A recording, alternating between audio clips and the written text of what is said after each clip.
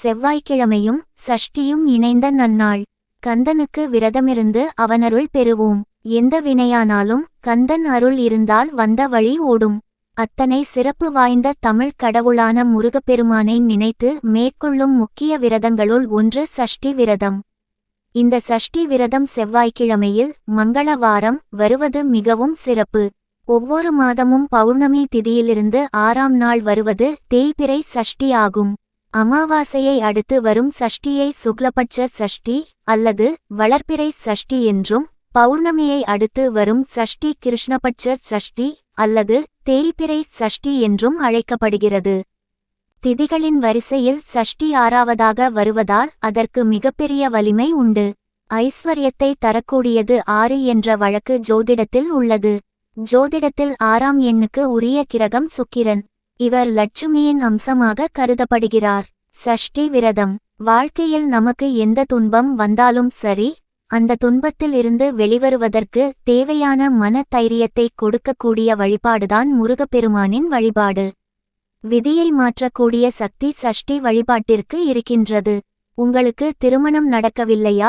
ஒவ்வொரு மாதமும் வரக்கூடிய சஷ்டி திதி அன்று முருகப்பெருமான் கோவிலுக்கு சென்று முல்லைப்பூ அல்லது செவ்வரளி பூ மாலை சூட்டி 2 நெய் தீபங்களை ஏற்றி முருகப்பெருமானை வழிபாடு செய்துவர நல்ல மணவாழ்க்கை அமையும்.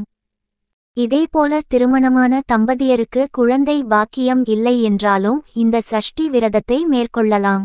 செவ்வாய் விரதம். வாரந்தோறும் வரக்கூடிய செவ்வாய்க்கிழமை அன்று விரதம் இருந்து முருகப்பெருமானை வழிபாடு செய்துவர வாழ்வில் இருக்கக்கூடிய அத்தனை தடைகளும் விலகும். குறிப்பாக ஜாதக ரீதியாக உள்ள தோஷங்களால் வாழ்க்கையில் முன்னேற தடை ஏற்பட்டால் அவர்களுக்கு செவ்வாய்க்கிழமை முருகன் வழிபாடு மிக மிக உகந்தது. வாரந்தோறும் வரக்கூடிய செவ்வாய்க்கிழமை அன்று வீட்டில் முருகப்பெருமானின் திருவுருவ படத்திற்கு செவ்வரளி பூக்களால் அலங்காரம் செய்து 6 நெய் தீபங்கள் ஏற்றி மனமுருகி வேண்டிக்கொண்டால் சுபிட்சம் கிடைக்கும். கோவிலில் சஷ்டி விரதம் இருப்பது எப்படி? குழந்தை பாக்கியத்தை அருளும் இந்த சஷ்டி விரதத்தை எளிமையாக கோவிலிலும் கடைபிடிக்கலாம். முடிந்தவரை முருகன் கோவிலில் விரதம் இருப்பது விசேஷமானது. அதுவும் திருச்செந்தூர் முருகன் கோவிலில் விரதம் இருப்பது கூடுதல் சிறப்பு வாய்ந்தது. வீட்டில் சஷ்டி விரதம் இருப்பது எப்படி? வீட்டிலேயே சஷ்டி விரதத்தை கடைபிடிப்பவர்கள் அதிகாலையில் எழுந்து குளித்துவிட்டு முருகனுக்கு பூஜை செய்து விரதத்தை தொடங்கி அருகில் உள்ள முருகன் ஆலயத்திற்கு சென்று வரலாம். பிறகு பூஜையறையில் முருகன் படத்தின் முன்பு நெய் விளக்கு அல்லது நல்லெண்ணெய் விளக்கு ஏற்ற வேண்டும். முருகனுக்கு சந்தனம் குங்குமம் இட்டு மலர் மாலை சாற்றி அலங்காரம் செய்து வழிபடலாம். அவருக்கு இஷ்ட நைவேத்தியமான அவல் உணவுகளை படைக்கலாம். இவ்விரதத்தை முழு நேரமும் இருக்க முடியாதவர்கள் பால் மற்றும் வாழைப்பழம் போன்றவற்றை சாப்பிடலாம். வேலைக்கு செல்பவர்கள் காலையில் பூஜையை முடித்து விட்டு விளக்கை மலை ஏற்றி விட்டு பின்னர் வேலைக்கு தாராளமாக செல்லலாம். மீண்டும் மாலையில் இதேபோல் பூஜை செய்து விரதத்தை முடித்து கொள்ளலாம். வீட்டிலேயே இருப்பவர்கள் விரதம் முடியும் வரை முருகனுக்கு விளக்கு ஏற்றி வைப்பது மிகவும் நல்லது. வீட்டிலேயே முருகனின் பாமாலைகளை பாடலாம். குறிப்பாக கந்தஷ்டி திருப்புகள் உள்ளிட்ட முருகனின் சிறப்புகளை உணர்த்தும் பாடலை படிக்கலாம். மேலும் குழந்தை வரம் வேண்டுபவர்கள் விரதத்தின்போது சொல்ல வேண்டிய திருப்புகளை பாராயணம் செய்யலாம். விரதத்தின் பலன்கள். குழந்தை பாக்கியம் இல்லாதவர்கள் சஷ்டி விரதம் இருந்தால் குழந்தை பாக்கியம் கிடைக்கும் என்பது பக்தர்களின் நம்பிக்கை. திருமணம் தடைப்பட்டு இருப்பவர்கள் சஷ்டி விரதம் இருந்தால் திருமண தடை நீங்கி திருமணம் நடைபெறும் என்பது நம்பிக்கை. சஷ்டி விரதம் இருப்பதால் செல்வ வளம் பெருகும், வறுமை நீங்கும் என்பது நம்பிக்கை. மனதார வேண்டி விரதம் இருந்தால் நினைத்த காரியங்கள் நிறைவேறும் என்பது நம்பிக்கை. எத்தனை பிரச்சனைகள் இருந்தாலும் சஷ்டி விரதம் இருந்தால் அவை தீர்ந்து மன அமைதி கிடைக்கும் என்பது நம்பிக்கை. எத்தனை சஷ்டியில் விரதம் இருக்க வேண்டும்?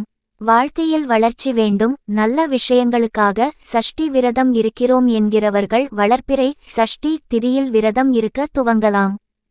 ஆனால் எந்த சஷ்டியில் விரதம் இருக்க துவங்கினாலும் முருகன் அருள் செய்வார். எந்த கோரிக்கையை முன்வைத்து சஷ்டி விரதம் இருந்தாலும் சரி, அந்த கோரிக்கை நிறைவேறும் வரை அல்லது குழந்தை பேறு கிடைக்கும் வரை தொடர்ந்து விரதம் இருக்க வேண்டும். வாழ்க்கையில் வளர்ச்சி வேண்டும், நல்ல விஷயங்களுக்காக சஷ்டி விரதம் இருக்கிறோம் என்கிறவர்கள் வளர்பிறை சஷ்டி திதியில் விரதம் இருக்க துவங்கலாம். கஷ்டங்கள் பிரச்சனைகள் தீர்ந்து போக வேண்டும் என்கிறவர்கள் தேய்பிறை சஷ்டியில் விரதத்தை துவக்கலாம்.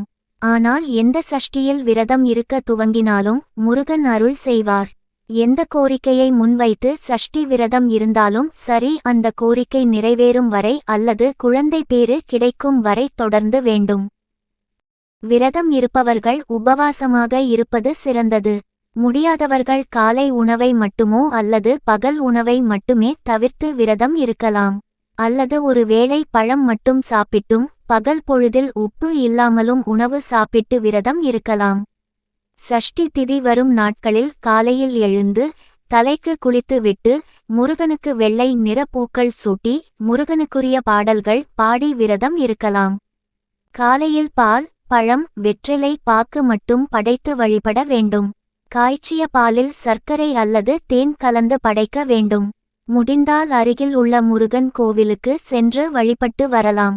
முடியாதவர்கள் வீட்டிலேயே வழிபடலாம். காலையில் சுவாமிக்கு படைத்த பாலை நாம் குடிக்கலாம் அல்லது மற்றவர்களுக்கு பிரசாதமாக கொடுக்கலாம். மாலையில் மீண்டும் வீட்டில் பால், பழம் படைத்து ஒரு மனைப்பலகையில் சட்கோண கோலமிட்டு அதில் 6 அகல் விளக்கில் நெய் விளக்கேற்றி வழிபட வேண்டும். 6 விளக்குகளில் ஒரு விளக்காவது நெய் விளக்காக ஏற்றுவது சிறப்பு. சுவாமிக்கு படைத்த பாலை குடித்து விரதத்தை நிறைவு செய்து கொள்ளலாம். என்ன வேண்டுதலுக்காக சஷ்டி விரதம் இருந்தாலும் கந்தஷ்டி கவசம் படிப்பது சிறப்பு. குழந்தை வரத்திற்காக விரதம் இருப்பவர்கள் அதற்குரிய திருப்புகளை படித்து வழிபட வேண்டும்.